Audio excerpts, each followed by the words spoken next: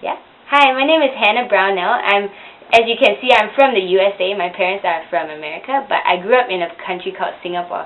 And I just want to tell you a story about how I learned to talk the way that I'm speaking to you. My accent is different now because it's the same accent as Singapore uses, called Singlish. So when I was in primary 3 in Singapore, which is same as USA 3rd grade, I went to the school and I started school there, and I was the only person, the only white person in my class, the only one with golden hair. They call it golden, not blonde. And it was when I first went, I started just talking like an American person. But I slowly learned hey, I sound kind of different. So the only time that I finally learned how to speak with this accent and this slang was when I stayed at a friend's house. She was from New Zealand, but she also spoke Singlish because she was there for many years.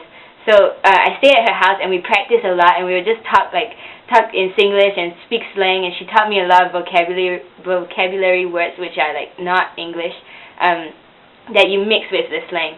And so that's the time that I first started learning hey, this is good, it's fun to speak the same as these people. And I think it helped me get more accepted into that culture too, because you learn a lot of the meanings of things.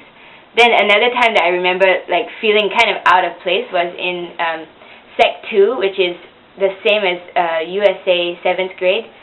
No, 8th grade, sorry. I was reading in front of class and I had to read a poem to them. And the poem it was all in English, but it was talking about a Chinese teacher. And the word that I had to read was Z-H-O-U, which is Z-H-O-U. But in USA sounding, you would say Zo.